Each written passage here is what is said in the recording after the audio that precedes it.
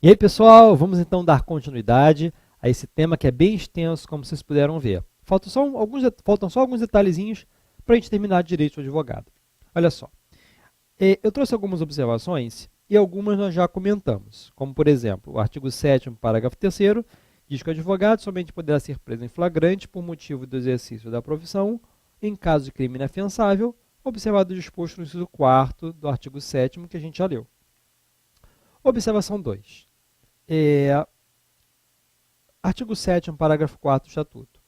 O Poder Judiciário e o Poder Executivo devem instalar em todos os juizados, fóruns, tribunais, delegacias de polícia e presídios salas especiais permanentes para os advogados com uso e controle assegurados à OAB. Então, olha só, gente, para a lei, essas salas construídas pelo Poder Judiciário e pelo Executivo nos juizados, fóruns, tribunais e delegacias são de uso e controle da OAB. Só que foi proposta uma ação direta de inconstitucionalidade e o STF entendeu que usar pode, mas controlar não. Porque quem controla é o órgão que criou. Então, essa expressão e controle foi considerada inconstitucional. E, mais uma vez, eu chamo a atenção. Se tiver escrito isso na prova, realmente você tem que lembrar que isso não tem mais eficácia. Tá? Observação 3 é sobre o assunto que sempre se repete. Imunidade profissional do advogado. O artigo 7º, parágrafo 2º, diz o seguinte: o advogado tem imunidade profissional, não constituindo injúria, difamação ou desacato puníveis, qualquer manifestação de sua parte, no exercício de sua atividade, claro, seja em juízo ou fora dele, tanto faz, desde que seja no exercício de sua atividade, sem prejuízo das sanções disciplinares perante a OAB pelos excessos que cometer. Então, o que é isso aqui, gente? Preste atenção. O advogado, ele tem imunidade de acordo com a lei, né, deveria ter injúria, difamação e desacato. Só que o desacato foi considerado inconstitucional. Perceberam que aparece de novo aqui, ó, aquela mesma ação direta de inconstitucionalidade. E o STF entendeu que o desacato é inconstitucional. Maravilha? Perfeito? É isso aí. Agora, olha só, gente, preste atenção aqui, mais uma vez. Essa imunidade ela é profissional, ou seja, ele não vai ser processado nem na área civil, nem na área penal e nem na área disciplinar da OAB. Mas se ele cometer excessos, a OAB pode punir. Porque se por um lado ele tem esse direito, por outro lado também tem dever de tratar bem as pessoas. Tá bom? Bom, encerrado então o direito do advogado, vamos emendar direto em atos privativos da advocacia. Gente, esse tema está no artigo 1º do Estatuto, que tem 2 incisos. No inciso 1º nós temos os atos judiciais, a lei não diz, mas a gente explica, e no inciso 2º nós temos os atos extrajudiciais. Bom, o artigo 1º diz: são atividades privativas de advocacia, ou seja, somente advogados devidamente inscritos na OAB é que poderão exercer. Tá? Primeiro, a postulação, aqui ó, juntos. Primeiro, a postulação a qualquer órgão do Poder Judiciário e aos juizados especiais. Bom, aquela mesma ação direta de inconstitucionalidade, ela surgiu e a expressão qualquer foi considerada inconstitucional. Por quê, gente? Porque há casos em que a parte pode ir sozinha ao judiciário sem estar acompanhada por advogado, como, por exemplo, juizados especiais cíveis no valor de até 20 salários mínimos, impetração de habeas corpus. Na Justiça do Trabalho, o artigo 791 da CLT permite que reclamantes e reclamados estejam em juízo sem advogados. Né? Agora, o inciso 2º traz outros atos também privativos de advocacia, mas que são fora do juízo. São os atos extrajudiciais, que são as atividades de consultoria, olha aqui na tela, ó, consultoria, assessoria e direção jurídicas. Gente, qual a diferença de consultoria para assessoria? A consultoria ela é eventual, ela é esporádica. Olha, o cliente vai ao seu escritório para tirar uma dúvida e você pode dar essa consultoria verbal ou por escrita, ou por escrito, né? Mediante um parecer jurídico. E a assessoria ela é mais dinâmica, Porque normalmente, vejam vocês que as grandes empresas, elas precisam de advogados que prestem essa assessoria jurídica.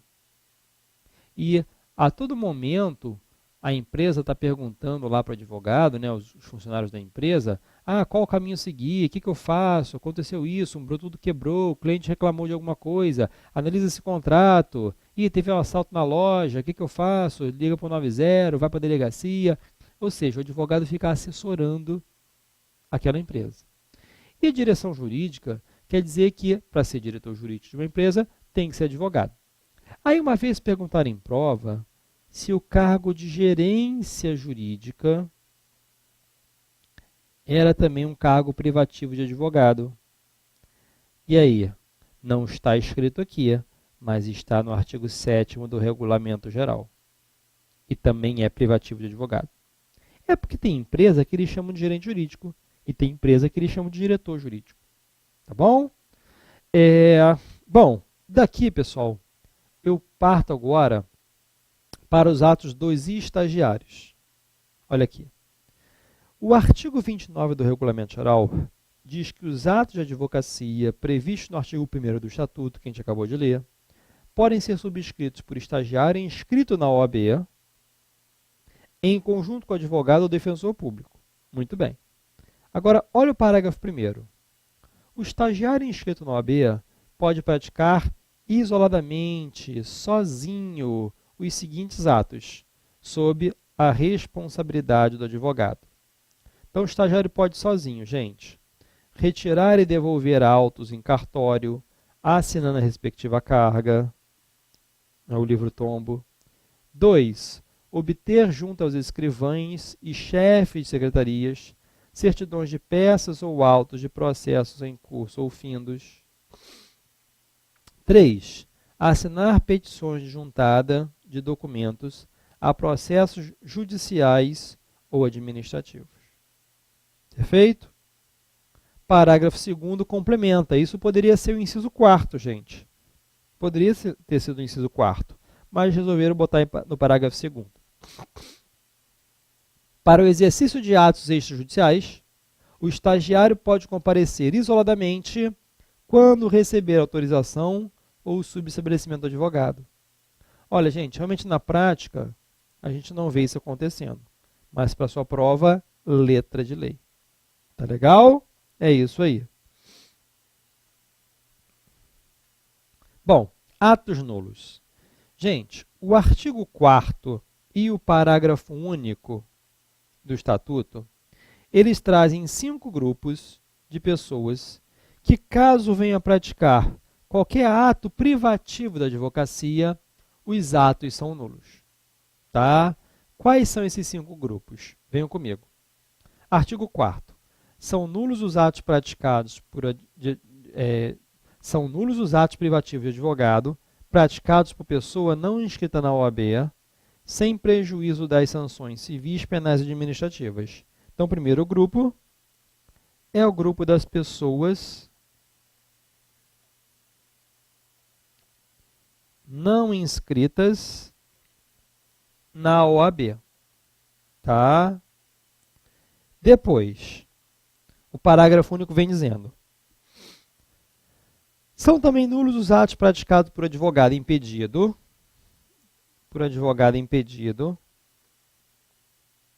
claro, somente no âmbito do impedimento. Porque o advogado impedido, nós vimos que ele pode advogar, menos contra a favor de algumas pessoas. Mas se ele advogar justamente na parte que ele não pode, por exemplo, funcionário da Prefeitura de Salvador, na Bahia, né? Se ele advogar contra o município de Salvador, os atos são nulos. Advogado suspenso, advogado licenciado ou que passar a exercer atividade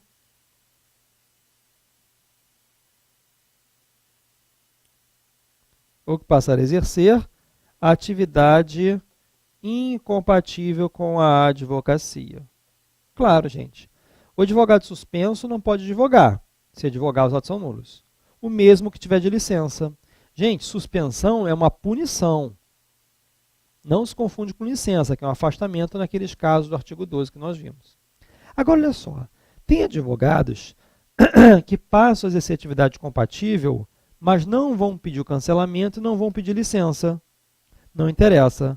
A partir dali, os atos são considerados nulos. A partir do momento que passarem a exercer tais atividades compatíveis, mesmo que não tenham ido no OAB pedido licença e cancelamento. Tá bom?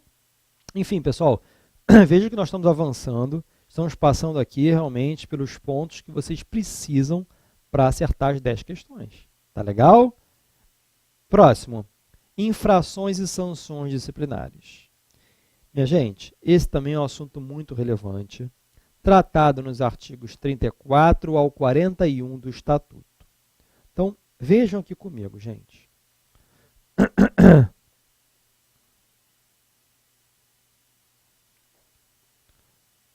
O artigo 34 do Estatuto, ele tem 29 incisos. E nós sabemos que, à medida que os incisos vão passando, a gravidade das infrações também vai aumentando. Por isso que nós podemos dizer que as infrações definidas nos incisos 1º a 16 são infrações leves,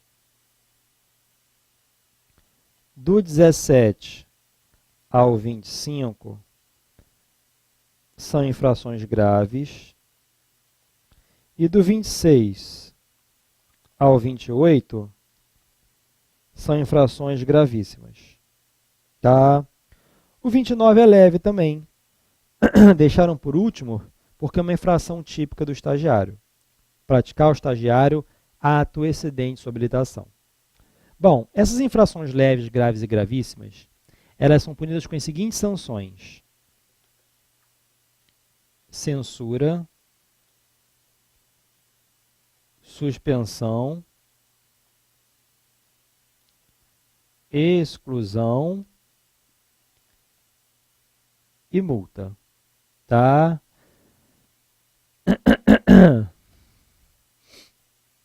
Nos termos do artigo 35 do Estatuto, estas são as sanções disciplinares. No primeiro momento, gente, as infrações leves são punidas com censura, as graves com suspensão e as gravíssimas com exclusão. Acontece que quando o advogado tem circunstâncias atenuantes, qualquer uma das atenuantes do artigo 40 do Estatuto, como a premiariedade, ou ele já foi um conselheiro da OAB, exerceu esse cargo muito bem, com assiduidade e proficiência, ou ele já prestou relevante serviço de advocacia à causa pública, ou então ele estava na defesa de uma prerrogativa e acabou exagerando e veio a cometer uma infração. Gente, tem atenuante, a OAB, em vez de aplicar a censura, vai convertê-la numa simples advertência. Uma simples advertência. Qual a diferença? A advertência, quando ela é aplicada, é um benefício. Ela não é uma sanção. E ela fica anotada num caderninho separado. Porque todos nós advogados, pessoal, temos na OAB uma ficha cujo nome é assentamento. E nesse assentamento ficam constando a censura, a suspensão, a exclusão e a multa. Tá? Lembrando que, nos termos do artigo 35, parágrafo único, a OAB só vai dar publicidade à suspensão e à exclusão, para que ninguém contrate aquele advogado. Quando o advogado é censurado ou advertido, isso não é, ou só multa, né, com censura, a OAB não divulga isso para as pessoas. Tá? Agora, no assentamento, olha só, vejam a diferença, gente, do 35, parágrafo único, para o 36, parágrafo único. O 36, parágrafo único, diz que a advertência não fica no assentamento. Isso é uma coisa. O 35, parágrafo único, diz que a OAB só vai dar publicidade à suspensão e à exclusão, porque somente nesses dois casos o advogado não pode advogar. Tá legal? Bom, gente, a suspensão, ela varia em regra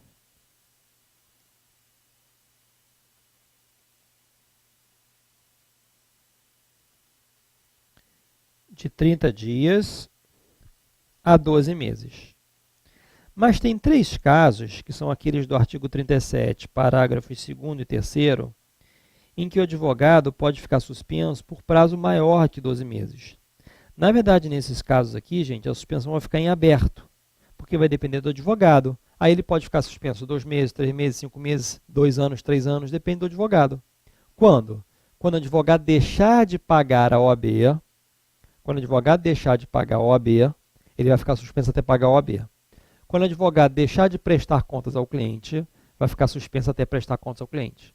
Ou no caso de inépcia profissional, quando o advogado ficará suspenso, até quando? Até prestar novas provas de habilitação. Prestar novas provas de habilitação, há quem entenda que é um novo exame de ordem e há quem entenda que é só um curso de reciclagem. O Conselho Federal da OAB entende que é um novo exame de ordem. Tá? Para sua prova, busque seguir a letra da lei. Mas se tiver uma opção, né, enfim, se tiver, o advogado tem que prestar um novo exame de ordem.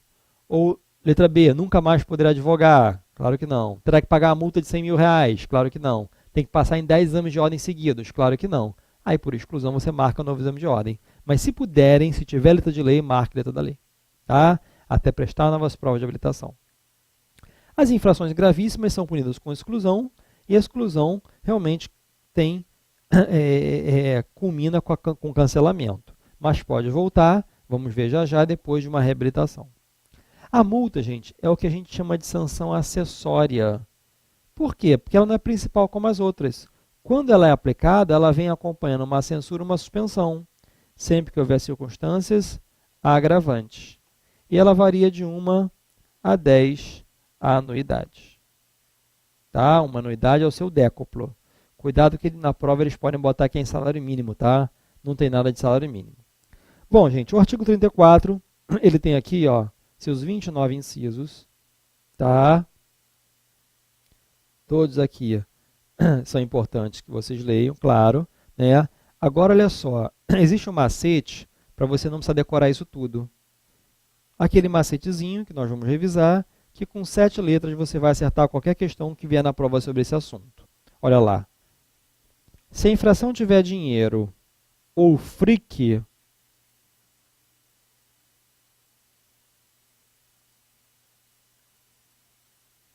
a punição será o quê? Uma suspensão. Se tiver FIC,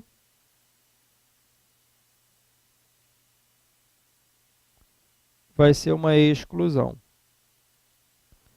O que não tiver dinheiro, nem FRIC, nem FIC, vai sobrar. E a sobra é punida com uma censura. Então vamos lá, gente. O que é o FRIC, hein? F quer dizer fraudar lei. R, reter autos.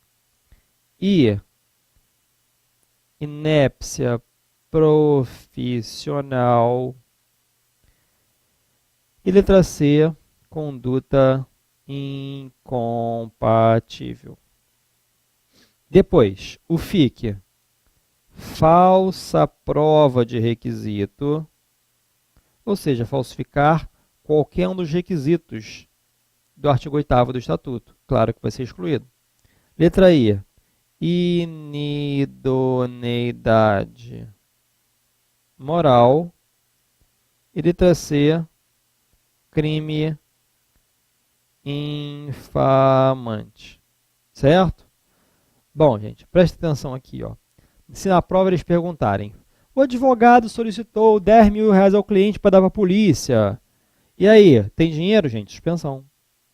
O advogado está retendo os autos abusivamente. Qual a punição? Suspensão.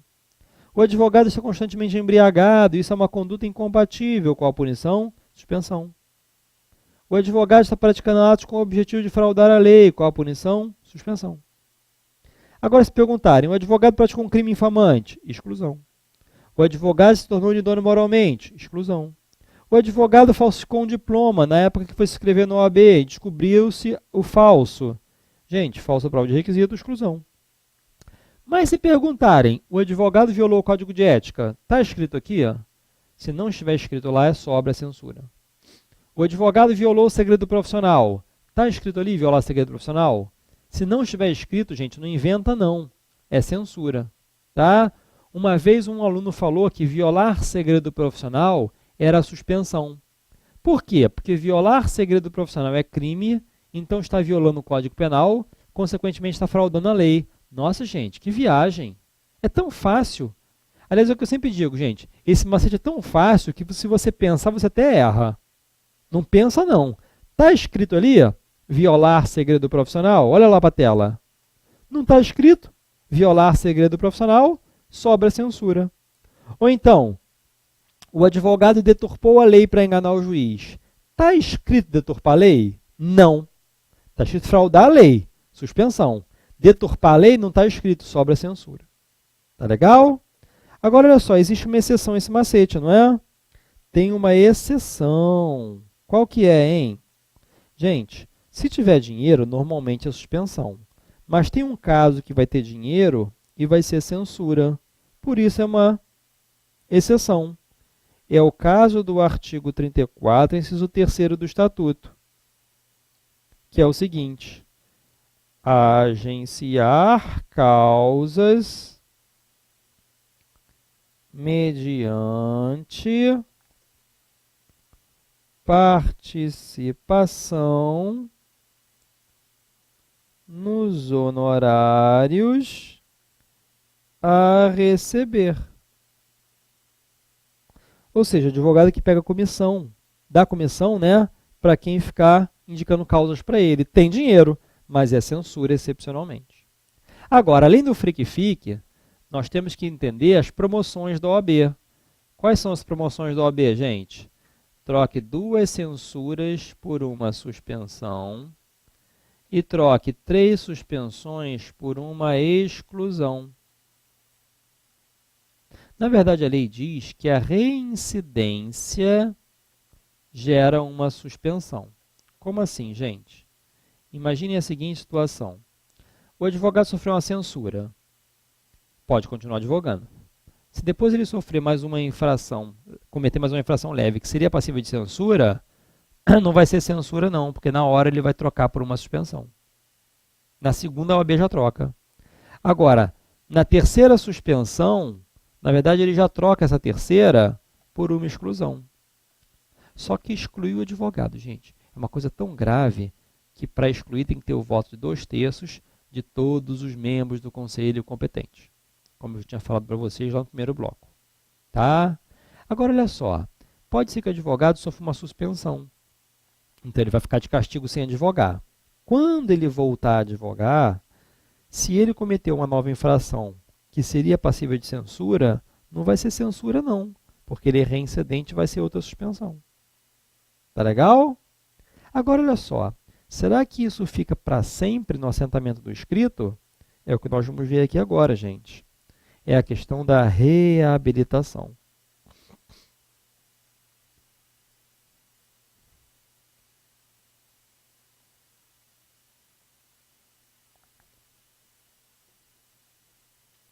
Que é tratada no artigo 41 do Estatuto. Olha só, pessoal, preste aqui atenção. Uma vez perguntaram lá em prova, o advogado sofreu uma censura no ano 2000. Agora, por exemplo, no ano 2017, ele comete uma nova infração passível de censura. Ele já tinha uma censura. Essa nova censura de agora vai ser o quê? Vai juntar e ele vai ser suspenso. Perceberam? Só que olha só uma coisa, gente, preste aqui atenção. A própria Constituição também diz, né, que não há efeitos perpétuos das penas. Nem no direito penal o sujeito carrega aquilo para sempre, que dirá em âmbito disciplinar. Como é que funciona isso na OAB? O artigo 41 do Estatuto diz que é permitido ao que tenha sofrido qualquer sanção disciplinar requerer, 1 ano após o seu cumprimento, a reabilitação, em face de provas efetivas de bom comportamento. Então, olha aqui, gente. O advogado, por exemplo, sofreu uma censura. Ele pode continuar advogando, né? Pode. 1 ano depois, ele pode, lá na OAB, dar entrada num pedido de reabilitação em face de provas efetivas de bom comportamento, como, por exemplo, ele não está sendo processado por mais nada, testemunhas dizendo que ele não faz mais aquilo, né? Gente, se ele conseguir a reabilitação, Aqui, ó, zero. Perceberam? Agora, vamos supor que o advogado tenha sofrido uma exclusão. Foi excluído da OAB. Um ano depois, ele pode ir na OAB e pedir para limpar sua ficha. Aí vai ser dado entrada no processo. Isso vai demorar a beça, né? Vai ter um processo para isso. Agora, vamos supor que o advogado tenha sido suspenso por 30 dias. Ele vai ficar 30 dias sem advogar. Depois, ou seja, no 31º dia, ele já pode voltar a advogar, não pode? Pode. Mas é a partir de agora, é a partir do cumprimento, gente. No 31º dia é que vai começar a contar o prazo de um ano, ó, é daqui que conta, um ano para ele pedir a reabilitação. Tá bom? Muito bem, gente. Então, a reabilitação é pedida um ano após o cumprimento da punição. A exclusão se cumpre quando transita em julgado e é cancelada. E a censura? Também, quando transitou em julgado, ele leva uma bronca da OAB e está feito. Tá bom? Agora, tem um caso que vai demorar mais de um ano para o advogado conseguir a sua reabilitação. É se também houver condenação criminal, gente. Porque antes de ele pedir a reabilitação na OAB, ele terá que conseguir a reabilitação criminal, que é tratada lá no artigo 93, 94 do Código Penal. Como é que funciona lá, gente? Olha só, vai ter um inquérito policial, depois vai ter a fase da ação penal, e vamos imaginar a sentença penal condenatória transitada em julgado. Agora, ele vai cumprir a pena. Quando ele terminar de cumprir a pena, ele tem que esperar 2 anos para pedir a reabilitação criminal no juízo da condenação. Sendo que nesses 2 anos, o advogado pode aproveitar, né, a pessoa pode aproveitar, não só o advogado, qualquer pessoa, tá? Pode aproveitar o tempo que ficou no sursia ou no livramento condicional. Certo? Ou seja, se a pessoa estava cumprindo a pena, né, mas aí ficou 2 anos no livramento condicional, no dia seguinte ela já vem e pede. Ou a pessoa teve o sursia, tá? A sentença teve o benefício do sursia, ficou 2 anos no sursia, não precisa esperar mais 2 anos, porque se aproveita, desde que não tenha tido revogação da sursia ou do livramento condicional, ela aproveita esse tempo. Tá legal? Aí uma vez perguntaram em prova, a reabilitação disciplinar na OAB é pressuposto da criminal ou é o contrário, hein? É o contrário, né? A reabilitação criminal é pressuposto da reabilitação disciplinar na OAB. Beleza? Tranquilo? É isso aí. Beleza? Bom, então aqui a gente encerra mais um assunto. Tá? Leiam o artigo 34 em todos os seus incisos, sem querer decorar, porque na verdade tudo a gente colocou no macete. Aqui ó, nós temos as atenuantes que nós abordamos com vocês. Tá? E a próxima aula a gente vai começar falando sobre sociedade de advogados. Vamos revisar todos os detalhes, inclusive falar das alterações sofridas no Estatuto por esta lei 13.247/2016, mas antes eu vou aproveitar esse minutinho para a gente abordar o artigo 7º-A, que foi a novidade incluída no finalzinho do ano de 2016. Ou seja, gente, aquele tema do artigo 7º, nós lemos todo ele de forma completa, mas a gente ainda não falou do artigo 7º-A.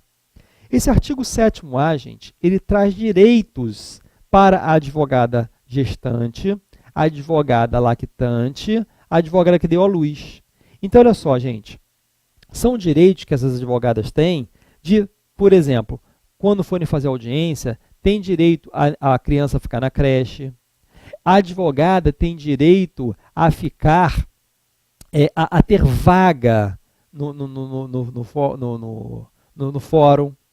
Ou seja, são direitos que nós temos de comentar. Aliás, olha só, deixa eu verificar aqui, ó.